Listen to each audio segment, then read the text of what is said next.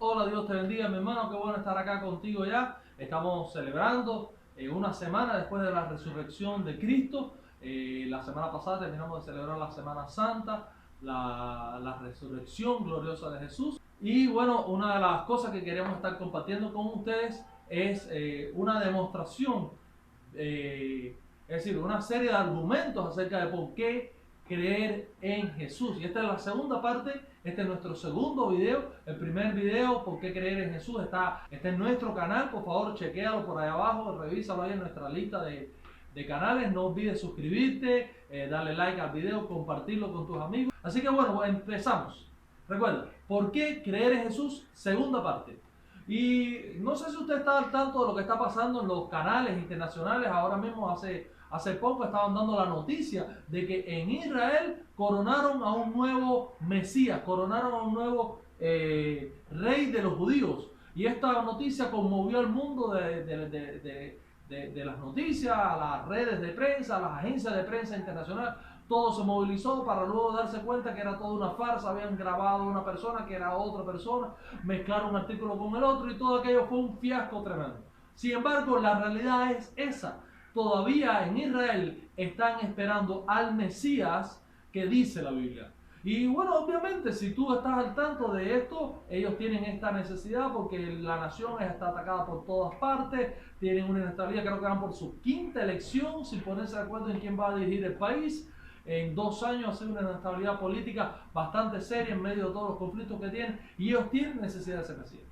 Ahora, seguramente si tú estás viendo esto, viene a tu mente, bueno, ¿y por qué tengo que creer en el Mesías que dice la iglesia cristiana, en el Jesús, en Jesucristo? ¿Y por qué no creer en ese que dicen ellos? ¿O por qué no creer en tantos otros que dicen que tienen la verdad, dicen que tienen la solución? Y yo quiero compartirte 3 razones por las que creo positivamente que debemos creer en Jesús como el Mesías Salvador de la humanidad. Y la primera razón por la que yo personalmente creo hoy, ya recuerda que estuvimos hablando de otras razones en un video anterior, pero la primera razón que quiero compartir hoy contigo es el cumplimiento profético de Jesús en su venida. Fíjate que en Hechos capítulo 3 versículo 18 dice así: pero Dios ha cumplido, están hablando los apóstoles, ha cumplido así lo que había antes anunciado por boca de todos sus profetas, que su Cristo había de padecer. Y esto es algo tremendo. Los primeros discípulos, a la hora de explicarle a las personas que están diciendo, bueno, ¿qué es esto que ustedes están creyendo?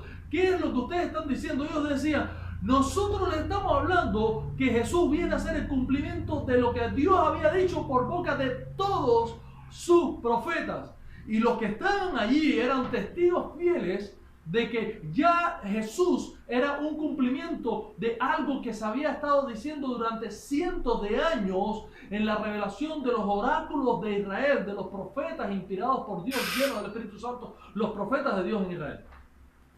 Y ahora, yo no sé si usted está claro, no sé si tú estás claro de lo que te estoy hablando, pero esto es algo bien importante, porque si Jesús es quien dice ser, la validez de ese mesianazgo, de esta divina, o de este carácter mesiánico de Jesús, tiene que estar avalado en la revelación de la Biblia, que había sido escrito mucho antes, había sido terminado de escribir, por lo menos el Antiguo Testamento, que es quien hace referencia a la venida de Jesús, había sido terminado de escribir hacía más de 280 años, si se tiene en cuenta solamente la Septuaginta, que es la traducción de los 70 ancianos eruditos de Israel que tradujeron la Biblia y la guardaron en la Torre de Alejandría. Así que se tiene registro de que la Septuaginta ya estaba traducida en el año 280 antes de Cristo. Estamos hablando de 280 años antes de que Jesús viniera. Ya la Biblia, ya el Antiguo Testamento estaba hablando de Jesús y estaba hablando de que vendría un Mesías Salvador de Israel, y estaba dando unas señales, unas características acerca de cómo sería este Mesías. Ahora, la Septuaginta está en 280 años, pero se calcula que al menos 300 y tantos años antes fue la última profecía de Jesús. Y esto es algo bien importante porque determina si Jesús realmente es quien dice ser, y si Jesús realmente está revelando aquello que Dios dijo que sería revelado en los postreros tiempos. Y estamos hablando obviamente del Mesías Salvador de la humanidad. Ahora hay una serie de profecías que se cumplen en Jesús específicamente. Antes de entrar en esta profecía, yo te quiero decir que generalmente, cuando las personas dicen, bueno, sí, Jesús cumplió la profecía del Antiguo Testamento, las personas hacen como que hacen dos señalamientos. Y el primer señalamiento que hacen es que Jesús cumplió las profecías intencionalmente. Y esto es un detalle que yo quiero que yo voy a hacer un pasaje rápido, un revisón rápido acerca de alguna de las profecías y te vas a dar cuenta que sí hubo profecías que Jesús pudo cumplir intencionalmente. Por ejemplo, la entrada triunfal en Jerusalén, Jesús mandó que trajeran el pollino, sí, pudo intencionalmente hacer que se cumpliera esa profecía en su vida. Sin embargo, hay otras profecías que Jesús no podía hacer que se cumplieran. Jesús no tenía control de las multitudes, Jesús no tenía control de la traición de Judas. Obviamente eso salió del corazón de Judas. Jesús, por mucho que quisiera, no le iba a decir a Judas, oye, mira, traicióname. Tampoco tenía control del dinero que iban a pagar por la traición de Judas. Y estoy hablando solo de algunos aspectos, pero hay muchísimos otros aspectos que, si bien Jesús pudo controlar algunas pocas profecías, la gran mayoría de ellas Jesús no podía controlar. Y el segundo aspecto de que la gente hace alusión cuando dice, bueno, Jesús sí, la profecía sí, pero hay otras personas en las cuales se cumplieron profecías mesiánicas. Y estoy totalmente de acuerdo, hay muchísimas, no pocas, muchísimas personas en las cuales se cumplieron profecías mesiánicas. Lo que pasa es que con Jesús se cumplen todas las profecías mesiánicas. Y ahí está el detalle. El Nuevo Testamento tiene más de 300 profecías sobre la vida de Jesús, sobre cómo viviría, sobre cómo caminaría, qué pasaría, qué dirían, cómo reaccionarían, cómo lo tratarían, todos esos detalles están en el Antiguo Testamento y son más de 300. Y si alguna persona pudo cumplir 1, 2, 3 o incluso hasta 10 profecías acerca del Mesías venidero, solamente en Jesús se cumplen las más de 300 profecías que vemos en el Antiguo Testamento. ¿Y de qué te estoy hablando? Mira, la Biblia habla de qué. Te voy a decir algunas pocas. La Biblia dice que nacería de una virgen, que nacería en Belén de Judea, pero sería eterno. Miqueas capítulo 5, versículo 2. La Biblia dice que matarían a los niños. En Jeremías 31, 15 lo dice. En la descripción del canal te voy a poner la tabla de todas estas profecías acerca de Jesús, pero obviamente son unas pocas. Yo no te puedo poner 300 profecías de Jesús ahí acerca de Jesús. La Biblia dice que sería del linaje de David. La Biblia dice que sería precedido por un mensajero, sabemos que fue Juan Bautista. La Biblia dice que sería ungido no por un rey, no por otro sacerdote, sino por el Espíritu Santo de Dios. La Biblia dice que tendría un ministerio de milagros, Isaías 35, 5. La Biblia dice que enseñaría por parábola. La Biblia dice que sería nacido de una mujer virgen. La Biblia dice que entraría en el templo de Jerusalén. La Biblia dice que sería traicionado por uno de sus amigos que comía el pan con él mismo. La Biblia dice que sería vendido por 30 piezas de plata, sería rechazado por el pueblo, sería olvidado, abandonado por sus discípulos. La Biblia dice que sería acusado por falsos testigos. La Biblia dice que callaría y no se defendería ante sus acusadores. Dice que sería herido y golpeado. Isaías 53, se burlarían de él. Salmo 27, 7 al 8, Salmo 22 del 7 al 8, la Biblia dice que horadarían sus manos y sus pies. Salmo 22, 16, la Biblia dice que sería crucificado por ladrones, que sería piedra de tropiezo para los judíos. La Biblia dice que le darían a beber vinagre. La Biblia dice que perforarían su costado. La Biblia dice que su corazón sería roto. Salmo 22, 14, la Biblia dice que serían repartidos sus vestidos. La Biblia dice que en el momento de su muerte las tinieblas cubrirían la tierra. La Biblia dice que sería sepultado en la tumba de un rico, aunque sería muerto junto con pecadores, con ladrones. La Biblia dice que resucitaría. Salmo 16, 10. La Biblia dice que ascendería a lo alto. La Biblia dice que estaría finalmente sentado a la diestra de Dios y que sería luz a los gentiles. Yo no sé si tú te diste cuenta, pero a mí me faltó el aliento y mencioné solo unas pocas. Imagínate mencionarte 300, más de 300 profecías cumplidas por eso. Y eso a mí me dice, realmente este hombre es digno de ser creído, porque él fue el Mesías anunciado más de 300 años antes y en él se cumplieron todas las profecías. El segundo aspecto que me llama la atención, o la segunda razón por la que yo termino creyendo en Cristo, que voy a compartir hoy con ustedes, es el cumplimiento profético de las palabras de Jesús a la iglesia. Hace más de 20 años que soy cristiano, mamá. Y este peregrinaje con Cristo, yo antes era ateo, ahora soy creyente, pero este peregrinaje, una de las cosas que me llama la atención en este peregrinaje, es el nivel de detalle. Hace poco que meditaba en esto, en mi experiencia como líder cristiano, que llevo unos cuantos años, ya más de una década como líder cristiano, y ver lo que pasa tras las bambalinas, tras las cortinas de la iglesia, ver todos estos detalles, todo lo que vive la iglesia como organización estructurada, yo pienso, digo, como un maestro de Galilea, como un carpintero de Galilea pudo profetizar con tanto detalle lo que yo hoy, como líder de una organización religiosa, líder de la iglesia cristiana, iba a estar viviendo, y cómo la iglesia iba a estar viviendo esas cosas que profetizó. Jesús describe el conflicto espiritual que viviría la iglesia, describe el conflicto político que viviría, describe el conflicto social que viviría la iglesia como organización. Hay una frase que dice Jesús, y se la dice a Pedro justamente cuando se dice que fundó la iglesia, pero lo cierto es que la iglesia no fue fundada cuando Jesús le dice eso a Pedro, sino que fue fundada en Pentecostés, con la venida del Espíritu, la manifestación del Espíritu Santo en Pentecostés, con el hablar en lengua, la llenura, el bautismo. Usted conoce la historia en Hechos capítulo 2. Fue ahí donde surge la iglesia y la iglesia empieza a brillar. Hasta entonces la iglesia no había surgido como organización. En ese momento era un grupo de discípulos, pero en aquel momento surge la iglesia como una organización que viene a impactar el mundo hasta lo último de la tierra. Ahora, cuando Jesús le habla a Pedro y le dice, yo también te digo que tú eres Pedro, y sobre esta roca edificaré la iglesia. No dice sobre tu roca, sino sobre esta roca que soy yo, obviamente. Eso es la roca inconmovible de los siglos. Dice, sobre esta roca edificaré mi iglesia, y las puertas del Hades no prevalecerán contra ella. La última frase es la que me llama la atención. Jesús dice, las puertas del Hades no prevalecerán contra la iglesia.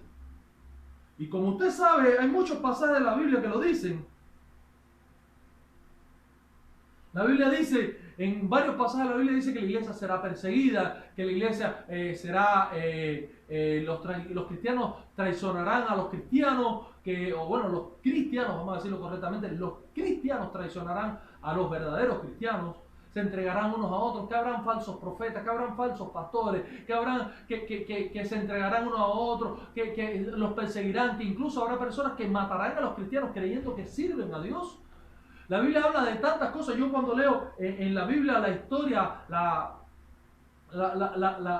ilustraciones de Jesús, las enseñanzas de Jesús, me doy cuenta que está describiendo lo que viviría la iglesia en sangre propia. Y cuando yo pienso en esto, me llama la atención con cuánta exactitud Jesús está describiendo lo que pasaría años después de su muerte. Y no solo años después de su muerte, siglos después de su muerte. Bien poco después de su muerte la iglesia fue esparcida, fue perseguida primero por los judíos, pero después fue perseguida por los emperadores romanos.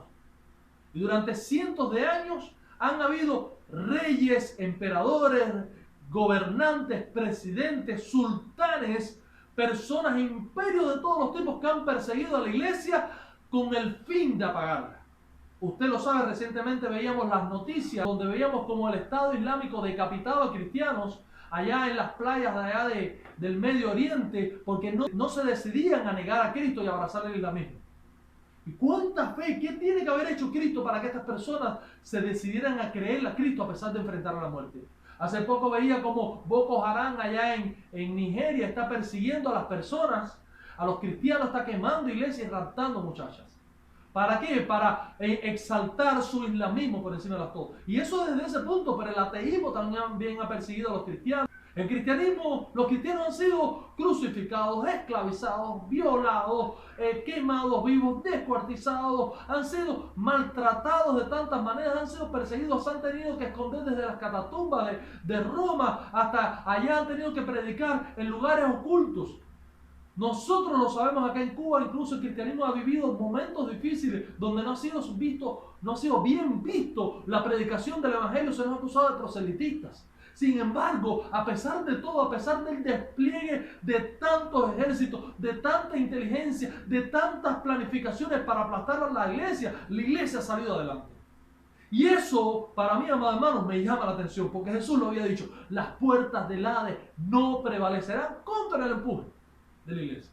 Y parecería, cuando usted ve todo este despliegue formidable de estrategia y de poderío humano natural contra la iglesia, parecería que la iglesia está retrocediendo, pero lo que vemos es que a pesar de todo esto, la iglesia sigue avanzando. No sé cómo pasa, pero sigue avanzando.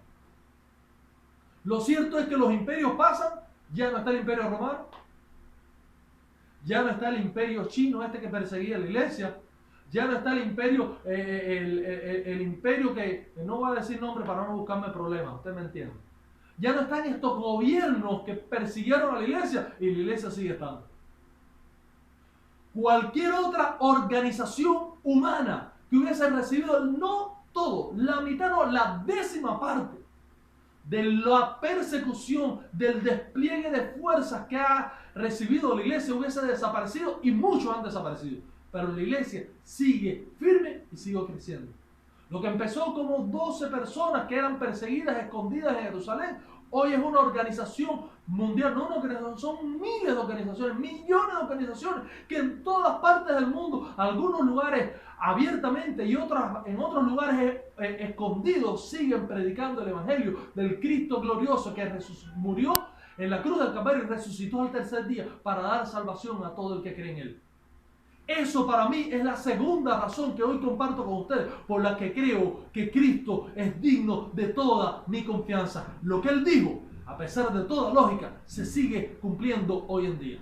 Y la tercera razón que quiero compartir hoy contigo es el cumplimiento profético de las palabras de Jesús en la vida de los creyentes. Y es que la existencia misma de los creyentes es un desafío a toda lógica.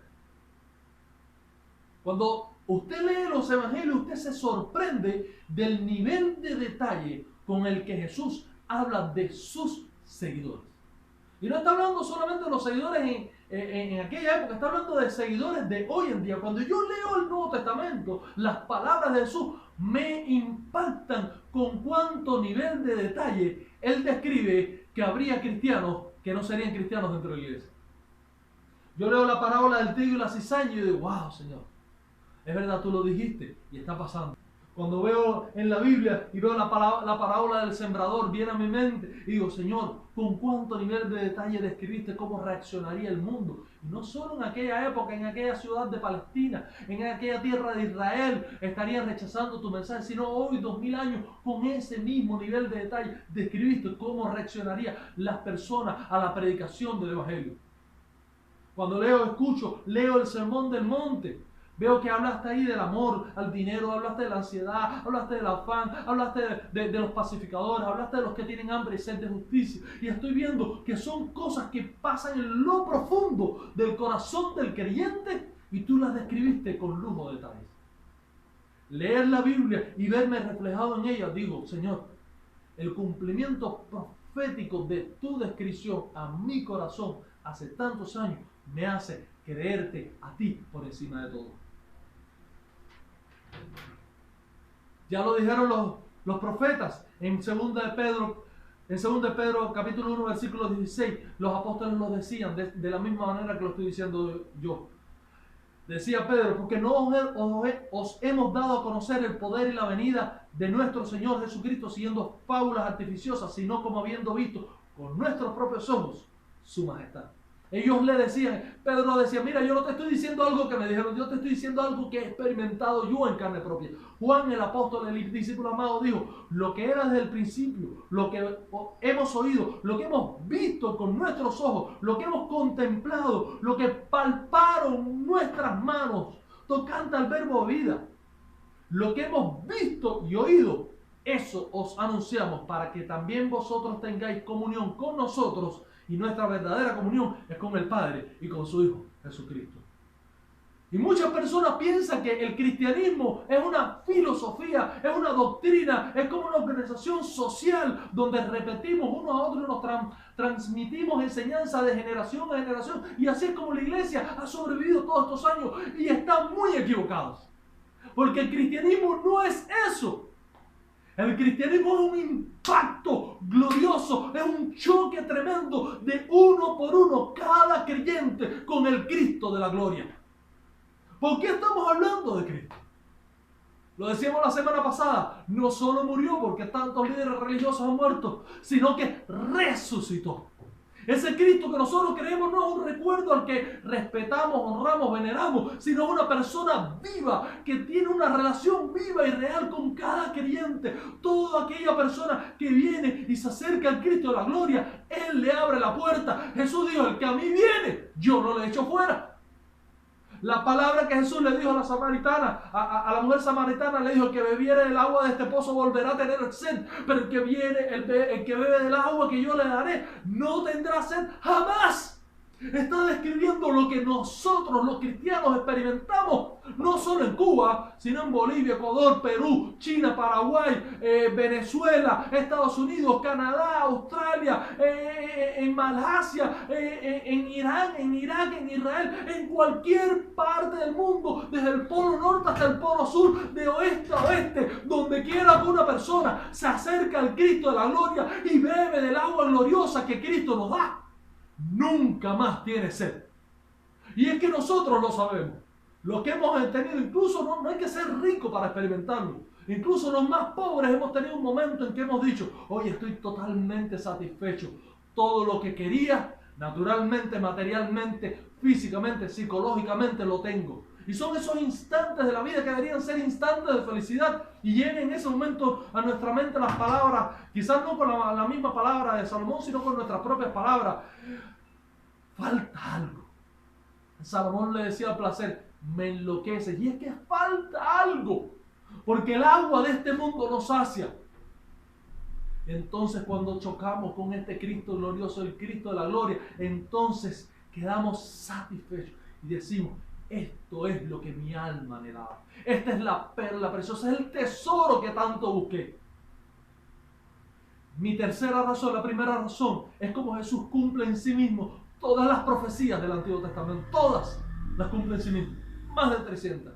La segunda razón es como Jesús profetiza con nivel de detalle tremendo lo que estaba ocurriendo o lo que iba a ocurrir en la iglesia a pesar de toda la persecución. Él profetiza la persecución y profetiza también la victoria de la iglesia. Esa es mi segunda razón. Lo he visto cumplirse, lo veo cumplirse. La historia de la iglesia es la evidencia, la existencia misma de la iglesia es un desafío a los que dicen que Dios no existe.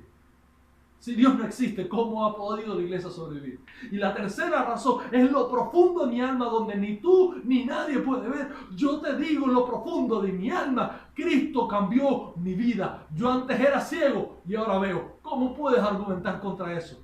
¿Cómo puedes argumentar contra el testimonio de miles de millones de cristianos a todo lo largo de la historia de la humanidad? Sean ricos, pobres, hablen español o chino, sean hombres o mujeres, sean inteligentes o semi-analfabetos o analfabetos totalmente, quienes testifican con todo su corazón hasta la muerte que el Cristo de la gloria tuvo un encuentro con su corazón y plantó un antes de un después. Un yo era y ahora soy. Antes era ciego, ahora veo. Antes era borracho, ahora soy sano. Antes era un depravado, ahora mi vida es una vida de honestidad. Antes era un mujeriego, ahora soy un padre de familia. Antes era un hombre que no respetaba a nadie y ahora respeto y amo a todos a mi alrededor. Antes mi vida estaba vacía y ahora mi vida vive llena con la gracia de ese Dios que ha creado en mí una fuente que salta para la vida eterna. ¿Cómo vas a argumentar contra eso? Y es que hay una gran realidad. Nosotros los seres humanos buscamos tantas justificaciones para no creer en Dios. Yo me pongo a pensar, seguro tú lo has hecho. Bueno, si Dios ama tanto al hombre, ¿por qué no hizo algo para que fuera evidente y tuviéramos que creerle por encima de todo? ¿Por qué Dios no hizo algo, no sé, un monumento, una obra inmensa, un monumento inmenso que cuando los hombres vieran ese monumento dijeran: oye, realmente Dios tuvo que haber hecho eso, porque es una obra maestra tan grande, tan formidable, que tuvo que haberle hecho un ser sobrenatural, un ser todopoderoso, un ser inmensamente, infinitamente sabio? Si yo viera algo así, yo creería. Ojo, atención, ya lo hizo. La Biblia lo dice: los cielos cuentan la gloria de Dios y el firmamento anuncia la obra de sus manos. Dios hizo el universo para que te regodearas en él. Y bueno, otros dicen: bueno, yo creería, yo recuerdo cuando yo era ateo, yo lo decía: bueno, y si Dios es tan grande, ¿por qué no pone un cartel en los cielos que dijera: no, yo existo? ¿Dónde está Dios? Yo quiero ver a Dios, yo quiero que Él se muestre, yo quiero que que los ángeles, que no sé, fuegos artificiales que dijeran: Dios existe y algo así. ¡Oh, ya lo hizo! Porque ese cartel tendría que ser un cartel que se entendiera en chino, en japonés, en hebreo, en árabe, en español, en inglés, en francés, en italiano, en todos los idiomas, en escandinavo, en ruso, en checoslovaco, en todos los idiomas. Tendría que ser un cartel universal que todo el mundo entendiera. Ya lo hizo. Observa cuando llueve y sale el sol, el bello arcoíris, que es el pacto de Dios con los hombres, diciéndolo a los hombres, hablando a los hombres del juicio, del cual nos perdonó una vez, pero la segunda vez es un juicio para muerte a los que no le siguen. Si Dios hubiera querido y nosotros, a pesar de esas señales que vemos en el mundo, no le creemos, ¿qué le quedó a Dios? Hacer esto que hizo delante de nosotros. Estuvo por mucho tiempo hablándonos por los profetas y después nos habló por su Hijo, mostrando en su Hijo el cumplimiento de todo lo que dijeron los profetas. Y después, por medio de su Hijo, nos dijo una serie de profecías para que fuera una marca, un sello a la humanidad, la iglesia de Cristo. A pesar de todo este despliegue de desazón, de mentiras infundadas que hablan contra la iglesia, a pesar de la Inquisición que persiguió a los verdaderos cristianos, a pesar de tantas cosas, a pesar de tanta violencia, a pesar de los errores de los mismos cristianos, de los falsos profetas, de los falsos apóstoles, de los estafadores, de los apóstatas, la iglesia sigue cristiando. Y hoy en el mundo hay una iglesia vibrante, compuesta por verdaderos cristianos que están cumpliendo lo que Cristo profetizó. Hay algo más. Cristo profetizó también que vendría un juicio. Y yo no sé si tú entiendes este mensaje que te estoy dando, es una buena noticia. Lo que habla Jesús me habla de que la Biblia, las profecías de Dios me hablan de que Él tiene control de todos los eventos naturales. Para que todas estas profecías de las que te estoy hablando se cumplieran, tuvo Dios que tener control de los eventos naturales. El cielo, la tierra, el sol, las estaciones, la flor que nace, el ave que pasa. Todo tuvo que controlarlo para que todo ocurriera como Él lo había planificado.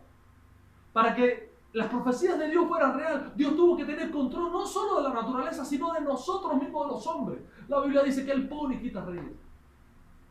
Cuando vemos los eventos en la vida de Jesús, cuando vemos los eventos en nuestras vidas, cuando oramos a Dios y vemos como Dios mueve y quita y hace las cosas, y de buena primera decimos, oye, ustedes planificaron esto, pero Dios nos volvió de esta manera. Y nos damos cuenta que Dios hace que incluso los seres humanos le sirvamos a Él. La Biblia dice que al que Dios ama, incluso a sus enemigos, hace estar en paz con Él. Dios tiene control para que esta profecía se cumpla de los eventos naturales, de los eventos humanos, pero también tiene control del futuro, y eso a mí me llama la atención. Cuánta sabiduría, cuánta revelación, cuánta estrategia tiene que tener Dios en su mente para haber por adelantado todo lo que va a pasar y que al final pase como Él dice. Dios tiene control del futuro, y si Él está profetizando sobre el futuro y yo veo que este presente es el futuro del pasado, entonces eso me dice que el futuro que viene se cumplirá. Y por último, Dios tiene control de este presente. Y eso me llama de un Dios omnipotente, omnisciente, soberano. Nada se escapa de sus manos. Amado hermano, creo en Cristo. Hoy estoy diciendo 3 razones. Creo en Cristo porque en Él se cumplen todas las profecías que se hablaron del Mesías. Creo en Cristo porque todas las profecías que Él dijo sobre la iglesia se cumplen. Y creo en Cristo porque todas las profecías que dijo sobre mí, sobre mi corazón, en mi interior, que nadie puede ver lo que está pasando en lo profundo de mi alma y en lo profundo del alma de todo el que le entrega su corazón a Cristo, ha ocurrido.